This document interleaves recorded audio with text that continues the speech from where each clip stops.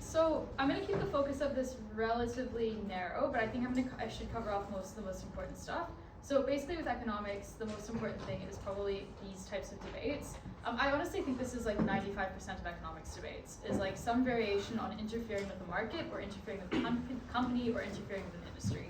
So it could be regulating, nationalizing, breaking it up, taxing, subsidizing, banning something, and then a mix of whether it's at the industry level, an individual company like Tesla or Apple or Google, or whether this is a specific thing. So for instance, you might have a motion that's like this house would subsidize renewable energy, subsidize e-bikes or something like that. The only thing that I think really falls outside of this is a pretty rare type of motion, which is a more theoretical one. We'll talk about this a little bit, but not as much. If you want context on this, you can look online on YouTube. There's a recording of this motion that I've linked here, which is the round 9 motion from Euros this year. So there's a recording from the top room. You can watch that. It's a pretty good overview of how those types of motions work. I won't get into it super in depth, but I'll cover it a little bit. And you can always just Google the things in the topic here if you want more detail on that sort of thing. With those theoretical ones though, usually those are things that underlie every debate but aren't explicit, because often the types of questions that you're litigating when you're having like this house would regulate a bank in some particular way is still a theoretical question, and those theories are really useful for understanding the morals of what you're talking about. So for instance, the principles behind should we interfere or should we let the market just kind of be free to do its thing. So they're still definitely worth reading up on. Things I won't be talking about. I will not be talking about any of the stuff on this slide directly. This is finance. If you want to learn about finance, there are 2 things you can do. You can look at a specific finance seminar on YouTube. I think there are lots of them. But the other one you can do is you can Google, as I've said here, Matt Levine Money Stuff is a completely free newsletter online, like full content, all of it free. He'll email you like 3 or 4 times a week. And this provides a really good overview of a lot of pretty important and interesting stuff in finance. A lot of it is extremely, I think the real gift of this is that it's like unbelievably accessible. Like one of the most well-written, clear, easy to understand, will make sense for beginners, linked to other sources. This is a fantastic resource for anybody who wants to know more about finance. That being said, in terms of finance, I'll cover it very briefly. I think what's useful to remember about those debates that are dealing with like weird financial instruments or derivatives or options or cryptocurrency or currency generally is basically that you should just remind yourself when you see one of those motions before you freak out. If you freak out, maybe you jump for joy. But before you have a big reaction to it, remind yourself that these types of things are also just a subset of economics. So the things that we're talking about here is still products that are bought and sold, right? Like a currency is also an item and it's traded on a market and its value fluctuates based on supply and demand. It is actually in that sense almost identical to a widget. And there are kind of like different regulations and stuff like that, but you can make those general arguments that you would apply to an ordinary item to something like a weird derivatives contract or cryptocurrency or money generally. So don't forget that. And I think kind of usefully here, you can boil down a lot of other stuff into markets as well, right? Like when we're talking about insurance, for instance, that's buying and selling risk. You're paying somebody else to take on your risk, and then they pay you if that risk eventuates. It's just betting, and it works exactly the same way. So you can really, I think, pretty easily boil that down. Same is true of stocks, also just a product that you buy and sell, and the value of that fluctuates based on how desirable it is. So hopefully that kind of covers that. And as we're going through this presentation and I'm talking about markets generally, you should be thinking about how those arguments or how those claims would apply to something like, for instance, a stock or something like a currency. I'll give a very brief overview of kind of theoretical stuff. This is a bit political, so it is obviously a big oversimplification as well. I've tried to be quite neutral in the way that I've described these theories. Please don't ascribe anything about my political beliefs on this basis. You can think about the people I've listed in brackets as kind of key figures or I guess useful resources that you might Google or skim the Wikipedia page of if you want to learn a little bit more about the theoretical underpinnings here. But basically you can kind of put things on a spectrum in terms of communism is over here, where the state controls every aspect of the economy or maximally controls the economy to the greatest possible extent. It makes all the decisions about what's produced, how it's produced, and who it gets given to. And there's usually a goal of kind of equal distribution of resources on quite a maximal level. And then socialists are a bit more like, oh, we can let private individuals do some stuff, we can have some markets, maybe just not very many, and only in relatively unimportant areas. Liberals then go further and say, actually, the vast majority of cases, we should have markets, we should only have the state intervene when you have something like a market failure, which I'll talk about later. And then libertarians would go even further, and they would say, actually, we should have a state that only really just looks after property rights and enforces contracts, and that's it. and everything else should just be done by private individuals. So big spectrum in terms of what the state's role should be in the economy. All of these approaches have different pluses and minuses, and you often want to think when you get an economics topic, if I'm opening government or if I'm closing opposition or something like that, does this topic seem to be implying that I should take a libertarian lens, or does it seem to be implying that I should be taking a more statist lens or something like that? And obviously most topics are not going to force you to like do a real aggressive kind of like, defense of a particularly extreme version of a policy, but it's still helpful to think very quickly about where on the spectrum you start to fall in terms of needing to make your arguments, and starting from that place will help you to make sure that your arguments are principally consistent. So for instance, if you find yourself running argument 1, that's something about how the state should really interfere in the market and there's a market failure, and then argument 2 goes something like, here's why this market is really important. It's really important because it's very functional. That is probably a big contradiction, and you would want to ditch one of those 2 arguments, right? So make sure that you're being a bit careful about those types of things. This is a very simplified version of how kind of, I guess you can think about the way that economies function generally, or kind of the cycles. We call this the business cycle. I've put in some graphics. When the economy is growing, that's what we call being bullish. And if you say, for instance, I'm bullish on Tesla, that means that you expect Tesla to do well. Or you might similarly say that you're bullish on the US, means that you expect the US to do well. Sometimes economies fall into stagnation. This is just when things are not growing. So you're still producing stuff when you're in a stagnant economy, but it's not producing more valuable things, so the economy's not increasing in value. And then you might even fall into a recession or a depression where things actually start to decrease in value. And obviously those decreases in value can happen for a few reasons. It could be that you have a crisis where your economy is suddenly not able to produce very much stuff, but that stuff is still valuable. It's just that your losses in production mean that on net your economy is contracting. Or it could be that people in your economy suddenly have no money and they can't pay for anything anymore, and that means that the demand for goods has really plummeted, therefore the price of the goods being produced has plummeted, and so when you tally up all the stuff being produced, the value is lower than it was last year. So that would also be a way that your economy could go into a recession. There are lots of ways that this can happen. Essentially what happens here though is basically money is kind of in a sense lost. So often what happens in these instances is that people really freak out when the economy starts to do badly. And that's when you have things like credit crunches and liquidity traps. You can again Google those for a more in-depth explanation. But essentially these are different versions of people going, oh no, my retirement savings are not looking very good all of a sudden. My house is worth less than it used to be, and that's very scary for me because that's a lot of my money. So I'm going to sell all of my shares immediately because I think they're going to decrease in value. I'm going to put all of the money under my mattress, and I'm just going to ride it out and hope that things get better. And when that happens, that means that people are taking their money out of the economy and putting it in their mattress, or they might be putting it in something like, for instance, just a bank account, and the bank might be the one who is saying, we're not going to use this money, we're not going to invest it anymore, because we think that stocks are going to go down. So the money's not being used in a productive way, it effectively is not in the economy for a temporary time. And that's what causes, again, those kind of contractions in demand can lead to a recession. You can solve this in a few ways, and this is what Keynes really talks about. So Keynes' big thing is responding to the Great Depression and dealing with how you solve the issues that happen when you are in a depression. And importantly, Keynes doesn't really talk about how to prevent depressions, he just focuses or predominantly focuses on how to fix them. And basically what you do here is you try to take that money that's not being used productively, take it away from these banks or these people, and put it back into the economy. And you don't have to take it away from banks and people incidentally, like you can take it from other countries by taking on foreign debt, or maybe the government has a big sovereign wealth fund and it might use that money in new ways that things are going to be more productive. But effectively you find a way to put more money back into the economy. And that could look like paying the people to dig holes and fill them back in again, or it could look like really clever investment programs, big spectrum of different things that you can do. But importantly, the idea here is just you are putting money back into the economy, you're giving people jobs. That means that they'll have more money, they'll feel safe, they'll be more keen to go out and buy things again. So that is when you then exit that recession, people are buying, people are selling, things are happening, and everything is good again. Does that broadly make sense to people? Again, this is a pretty big oversimplification. There are lots of complicated causes of recessions, but this, I hope, kind of gives a broad picture. And that means as well, when you're thinking about an economics topic that you might have, especially if that topic is taking place in a particular context, you should ask yourself, is this a topic that is responding to a context where there is stagnation or where there's a recession? Because if so, just making the argument that this policy means that more money enters into the economy and that stimulates growth, that's going to be a really big deal. On the other hand, obviously, if it's happening in an inflationary context, which I won't talk about heaps because everyone seems to understand this now because we've just come through an inflationary context, putting more money into the economy might be quite a bad idea because that will cause more inflation.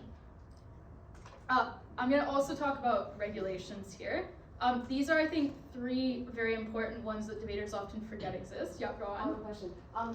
For the previous slide, what's the difference between a monetary and fiscal stimulus? I feel like I've always seen them interchangeably. Yes, okay, so monetary stimulus, which is a subset of monetary policy, is what central banks do, and fiscal stimulus or fiscal policy is what governments do. And that's the only difference. So monetary policy is basically overwhelmingly about things that the central bank will do to change interest rates. And again, that's also a little bit complicated, but basically they control the supply of money. And like I said, money is also a product, and the value of it varies based on supply and demand. The central banks can increase the supply, and they can actually decrease the supply of money into the economy as well. That affects the value of money, which is represented by the interest rate, effectively. So that's how central banks do their thing. Fiscal stimulus is way bigger. Again, it could be anything from paying people to dig holes all the way up to really clever investment programs. It could be things like Job Saver or other stimulus packages, increasing welfare, building more hospitals, huge, just basically anything the government does that involves spending money is fiscal stimulus or is fiscal policy. Any other questions on this? Yeah. Yeah. So when, I think you said when production falls, that could send the economy into a recession. I don't get why if production falls, prices would fall. So normally prices would increase, right? Because you all of a sudden have less production, less supply. But the quantity of the good is lower. So it's kind of complicated in terms of the accounting here, but you can have situations where the amount that the supply is reduced outweighs the fact that the price of the individual good is now higher. Or you can have situations where that doesn't occur. So for instance, if the good is something like petrol for your car, usually if there's a cut in production, the value increases dramatically because everyone needs to put petrol in their car and it's really hard to live without it. But if it's, for instance, like suddenly it's very, very difficult for us to produce, what's a good example? It becomes incredibly difficult for us to produce diamond rings for some reason. In that case, probably what happens here is that we just stop really producing them, and the value is already very high and it probably doesn't move up very much because people will just forgo that luxury good. They won't pay the higher prices. Therefore, there's no ability for you to raise those prices because nobody buys the product at that point. So that would be a circumstance where probably on net, the diamond industry would be less. And if your economy is very heavily dependent on the diamond industry, you might then see a recession. Does that make sense? Yeah, cool. All right, regulations. I think debaters often forget about this. Often I think people are kind of in a bit of a rush to go like, oh, corporations are just like evil, and they have lots of power, and they can just do all sorts of evil things. And they forget that most economies, like including extremely developing economies, all have versions of these 3 core types of regulations, and they're quite important. And obviously the ability to enforce these regulations and the strength of them and stuff like that varies a lot by context, but it would be extremely difficult for you to find an economy that doesn't at least have some papers somewhere that has an antitrust act on it, even if it doesn't actually have any capacity to enforce that. So these all exist in some capacity in those places. And the other thing as well is that, especially when it comes to things like antitrust and to an extent on consumer rights as well, there's often global bodies that exist that help bodies in the developing world improve their ability to enforce these, where they, for instance, send staff over, or send resources or aid over to help with these things. Directors' duties, often those are enforced privately through courts by rich people who are big shareholders. So even if the country's institutions are quite weak, if there are rich, powerful people who are shareholders in the country, in the given company, they are often able to still enforce their rights pretty effectively. So what are these things? Antitrust and competition is pretty important. This is basically dealing with how it's usually dealing with how businesses interact with each other. So it's about businesses buying each other. It's about the extent to which you're able to become a monopoly or not become a monopoly.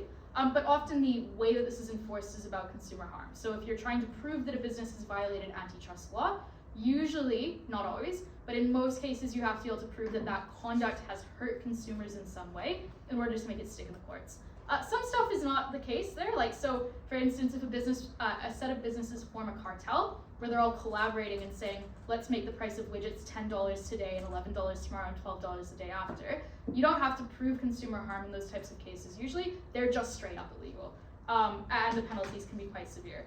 This is something that also right now is quite important. Over the last, I'd say, 5-ish years or so, especially with the Biden administration, Antitrust has become quite a big thing, and it's quite an important plank of, I guess, kind of most economic populism generally as well, right? Is claiming that economies have become too concentrated, there are lots of monopolies, duopolies. I'm sure you guys have all heard this, especially in Australia with Coles and Woolworths, with Qantas, stuff like that. So this has become a lot more topical than it used to be, and antitrust agencies are becoming a lot more powerful than they used to be, and generally taking a lot more enforcement actions, and courts are starting to become more tolerant of this as well. So if that is going to continue, you should expect to see markets become a bit less concentrated over time, more competition happening, stuff like that.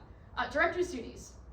If your company has shareholders, and those shareholders are different from the person running the company, which isn't always the case, right? Like if I started a business, I would be the only shareholder and I'd be in control of that company as well. But if you're something like Google or Amazon or another big company, you probably have other people who own those shares. Those people are able to enforce what are called directors' duties, and that is duties that the controllers of the company, so the CEO, the board of directors, owe to those shareholders. So CEOs and boards of directors can't just run their companies however they want. They have to make sure that they're running them for the benefit of the shareholders. And if they don't, shareholders can sue them. The fines can be pretty significant. Directors can be put on bans from ever being the director of a company again, or for a limited amount of time. They often face pretty severe financial penalties. So these are pretty powerful and pretty important. Basically what this is about is just increasing efficiency. So famous cases here, for instance, would be circumstances where a company was founded by a small group of idealistic people who maybe had a really rosy vision of like doing lots of nice stuff for their community. The company was very successful, amazing. They started to trade shares publicly in order to raise money and grow the company. And then people bought those shares and said, hey, we found out that you're doing this amazing program where you guys have like a lot of investment in early childhood education in your community. You have lots of lovely programs. That's losing the company lots of money. And it's in violation of your director's duties. You're meant to run this company in order to be very profitable. This is unprofitable, and if you don't stop doing it, we're gonna sue you. So sometimes it also works in other ways as well. So for instance, it might be the case that a shareholder goes, hey, you're a big oil company and you don't have any plans to transition into a green oil company anytime soon, or a green energy company. Climate change is happening, regulation is changing. You're going to lose us lots of money if you don't comply with environmental regulations. So make sure that you change and I'm gonna sue you. And that's shareholder activism basically boiled down. It can happen from the left, it can happen from the right. It could be suing to make sure that the company becomes more diverse. It could be suing to say that diversity is damaging efficiency and therefore you shouldn't do it. Totally depends. I think in the past, usually this has been kind of a mixed bag, yeah. Shareholder activism is very common. It's growing more and more common. I think it's starting to actually, in the immediate term, like this year has kind of taken a bit of a dip. Or at least it's changed. So over the last maybe like 10 years, you saw a lot of shareholder activism around environmental social goals. And part of that was because money was pretty cheap, like interest rates were very low. And so it was very easy to convince companies that they should do kind of expensive, speculative, but maybe very useful things. Like for instance, doing lots of work to make their companies more diverse. For instance, doing lots of stuff on the green transition and becoming environmentally friendly. Because it was kind of easy to get money very cheaply to do all of those things. So it was much easier to make the case that you should do them. Now interest rates are high, and so those types of projects are not as viable anymore. And I think there's been a bit of a social backlash against a lot of this stuff as well. So now you're also seeing people mounting the same types of suits, but against those types of policies. I think in general, the rate of these suits and the commonality of shareholder activism is increasing, but the political effects used to be a little bit more unilaterally progressive. Now I think they're extremely mixed. And it's likely that they'll become more mixed as well. And that might change if interest rates go down again, but who's to say? So you have in the US, for instance, people will sue to make, like they'll sue against affirmative action programs and stuff like this using directors' duties as part of the way that they do that. Yep. Is shareholders pushing for like environmental and social stuff part of directors' duties? Yeah, because it's all about what is it that makes a company efficient. Because the duty ultimately that directors owe to their shareholders is basically just to make the company as profitable as possible to return value to the shareholders. So if you can prove that the company being more diverse will make it more profitable, then you can use directors' duties and say you have to do this, you're leaving money on the table, you're in violation of your duties. On the other hand, if you have evidence to suggest the opposite thing, you can make the exact opposite claim in court. Obviously this is an extremely subjective question and there are lots of lawsuits all the time about it, so it's quite messy. But essentially what you can remember here is that companies will always try to be as efficient as possible, and that's most true when they are very large and they have lots of shareholders, especially people who are rich and powerful and litigious. It's probably not very true for a small business, but it's extremely true for something like Google. Last one is consumer rights. This is mainly around making sure that consumers can make meaningful choices over what it is that they want to consume. So you have lots of circumstances where that's very difficult for consumers to do. Like for instance, I imagine most people in this room, no offense to anyone, probably would be quite nervous about looking into something like choosing a health insurance policy, because those are extremely complicated and you're not sure what you're covered for, and it seems like the payment structures can be quite different. Like there's a lot of complexity here. So often you'll have regulations that say things like insurance companies have to explain their policy to the consumer, they have to allow the consumer to cancel that policy for free if they do it within 30 days and they realize they've made a mistake, stuff like this. And usually I think kind of the underlying rationale here is about making sure that consumers can make meaningful choices and understand what they're consuming. Because if consumers are just being misled by businesses, that is a market failure, and it means that competition isn't happening, because companies are no longer competing on the basis of better prices or better services. Instead, they're competing by doing things like confusing and bamboozling consumers. And that we probably don't want markets that optimize towards being really confusing, right? So that's the type of thing that you have.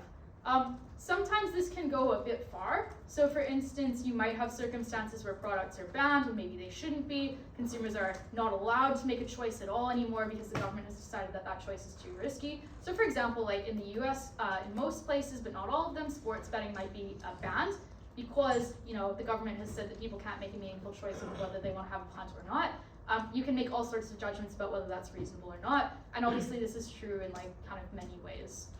In Australia, we're increasingly moving towards restricting button batteries, which are the little silver discs. They often go in like watches and stuff like that. That's because if babies get at the button batteries and they swallow them, it can cause them to become extremely, like severely disabled and can even kill them because of the way that the acid reacts with their throats. It's truly horrifying. But this is also an issue that affects a wide range of products, and it's mainly a policy that's designed for the benefit of six-month-olds. So there are complicated moral judgments that you have to make around a lot of these issues. On regulation, a lot of people in debates will stand up, especially from LO, and they'll say, opening governments say that we need to ban this thing, we'll just regulate it instead. Then they don't explain how they'll regulate it.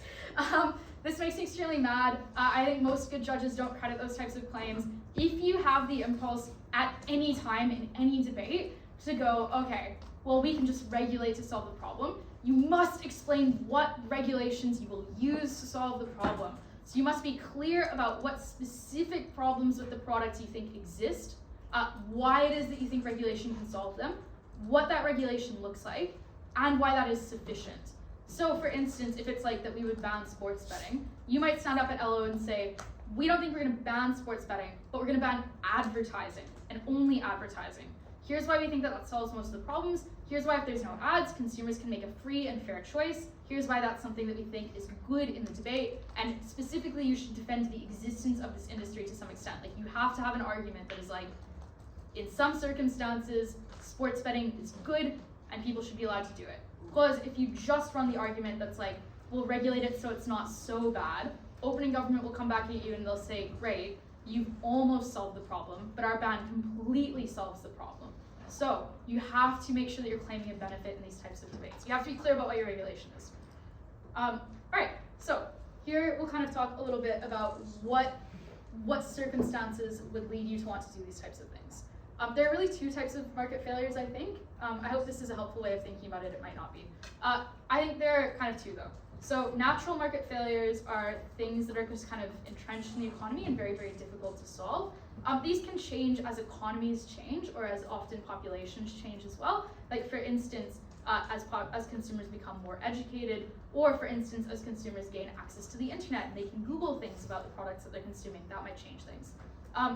Natural monopolies are basically circumstances where it's extremely expensive to engage in a particular economy, and so the first person who's able to build a successful business basically just has a massive advantage and nobody else can compete. So this used to be the case in airlines. When airlines were first taking off, extremely expensive, building all these planes, very, very pricey. And it kind of meant that often you could only really have one airline per country. The other issue here as well is that flights were extremely expensive. There's pretty limited demand for them when they first came onto the scene as well. So for that reason, there probably wasn't the consumer base to support lots and lots of different competing airlines. That's why you have legacy things where you have often, we call Qantas like the flag carrier, but you also have many other countries, right, that have just that one airline, and it's often managed by the government. So like Qatar Airways, for instance, in fact, most of the Gulf Airways.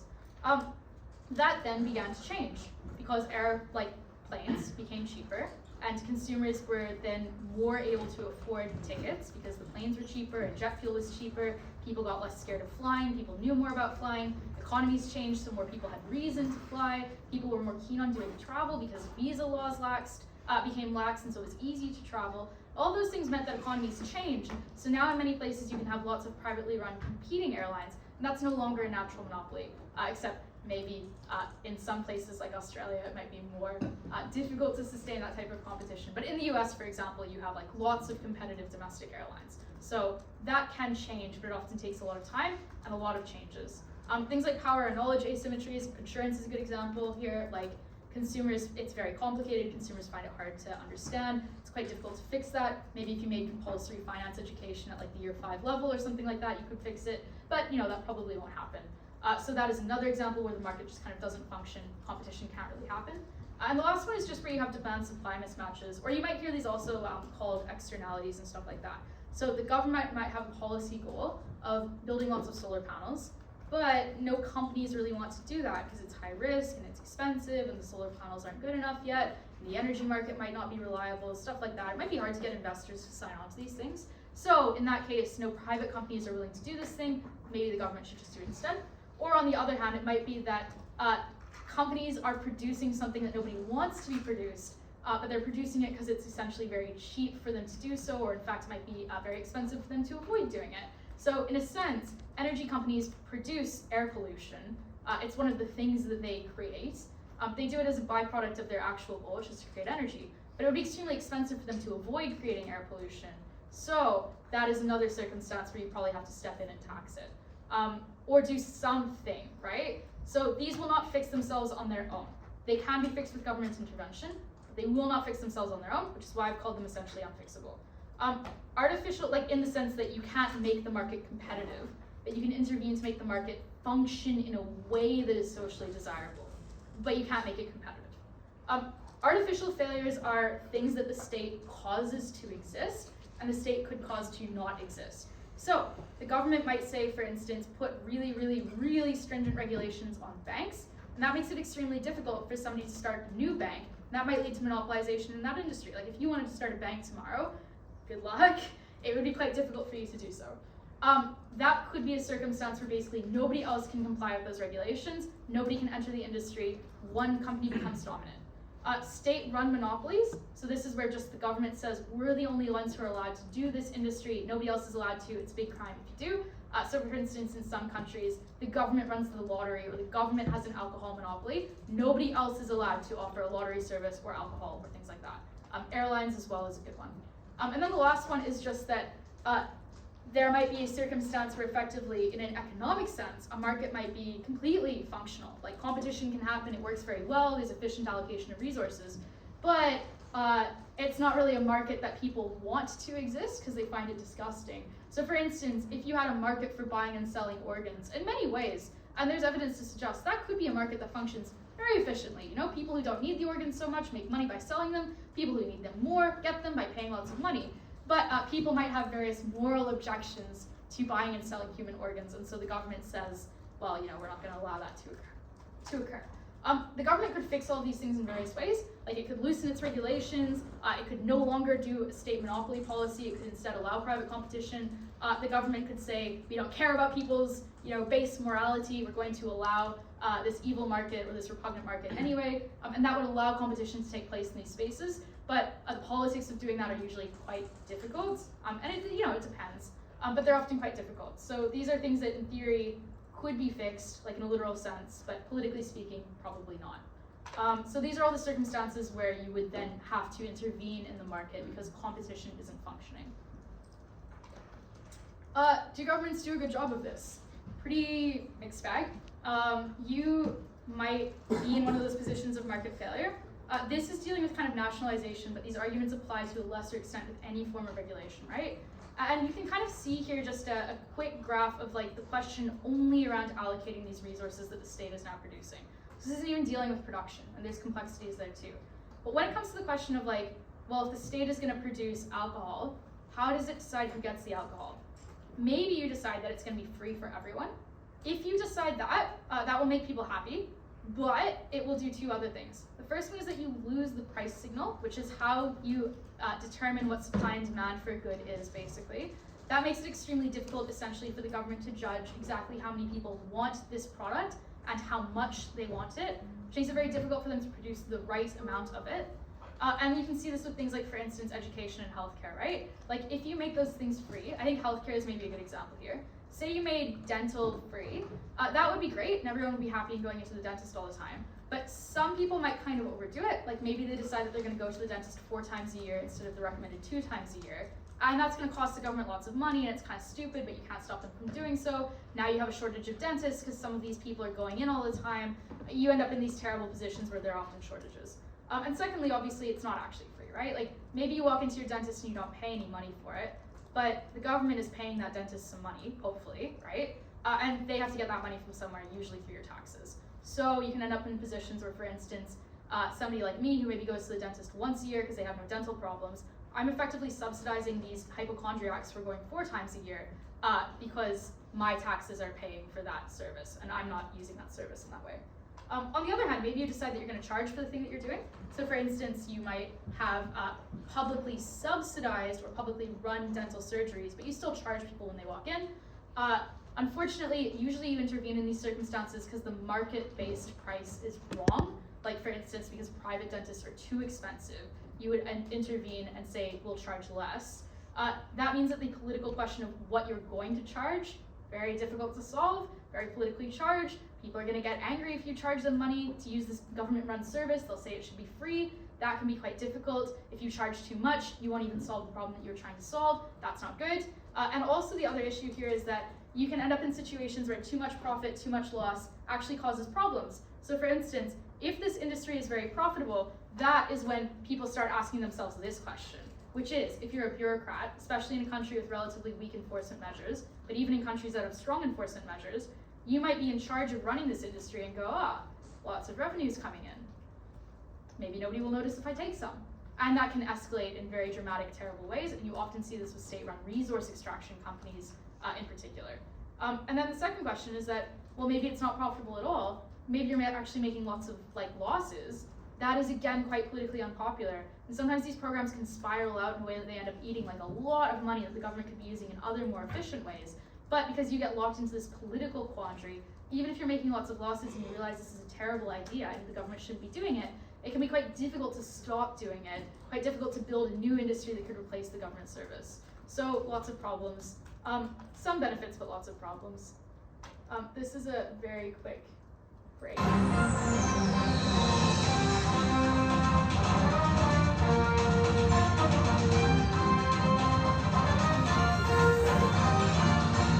This kind of illustrates some of those problems. Baines, who messed with the wrong people and got himself involved in some serious shit. With all economic factors indicating the U.S. is heading for a prolonged recession, some experts are suggesting that the government should stop dumping all of our money into an enormous hole. Is it time to close the national money hole? And that kind of talk is alarmist and irresponsible. America needs the money hole. Driving truckloads of money out into the New Mexico desert and dumping it into a massive pit is one of America's greatest traditions. It's frankly, it's a national treasure. No reasonable person is advocating that we are going to stop destroying money. But the American people earn that money. They have the right to decide how it should be destroyed. So you are in favor of personal money holes? Yes, people should be able to dump money into a hole in their backyard or flush it down the toilet. Let the free market decide the most efficient way of destroying money. My father worked 2 jobs so he'd have money to put in the money hole. And he never complained. You can't depend on private money holes to destroy that money. Duncan's right. I mean, some of this money could blow away. Yes. Some of it may not be correctly buried. I mean, there's too many That's variables why in the this. government pours gasoline into the money hole and lights it on fire to make sure all the money is destroyed. I It's just- love the money fire. It's just like the... I won't subject you to the full thing, but a lot of these arguments are things that ordinary people genuinely, like when you have a government-run industry, people will make these types of arguments about, for instance, state-run mining companies or state-run airlines or other things that the state might be doing that might be massive, dumping money into a hole effectively. But people will say things like, well, my dad worked in that company, or that company is really important, or it's very necessary for people's employment, or it's part of our culture, it's part of our tradition. Like, for instance, I think people often do have kind of like those attachments to these types of state companies as well. So that's why the longer these programs go on, often the harder it is to stop them, even if they're incredibly inefficient or incredibly bad for the economy as a whole. The last thing I'll talk about quite quickly is just a little case study on breaking up monopolies as well, because this is a motion that we had at Australs this year, and it's also a very common one, where a CA will think of some big company or some big group of companies, and they'll say maybe we should break them up. This motion at Australs, at least it sounded like in kind of a fair number of rooms, was not done super well. So, what happened that went wrong? The first thing is that the info slide in this motion explains that these are vertically integrated chocolate companies. And I've drawn a little diagram here using the actual the actual structure of what Callebaut Chocolate International looks like, which is one of the 3 big chocolate companies. So it's divided into regional groups, and then after this I've kind of made some inferences and guesses. But it does these 4 things, right? It produces cocoa, it refines the cocoa, it has a design and marketing team somewhere, and then it sells the chocolate to ordinary people. Vertical integration is when all of those layers of production exist in one company. So everything from the base level production, the refinement, the marketing, and the selling at the retail end. A lot of people read this motion, which explains that they're vertically integrated, and went, oh, okay, the vertical integration must be the problem. So you should break them up along vertical lines. We'll have a separate production company, a separate refinement company, a separate retail company. But all that actually does is it creates monopolies at every single level, right? Like, who is competing with this company? Who is competing with this company? Who is competing with this company?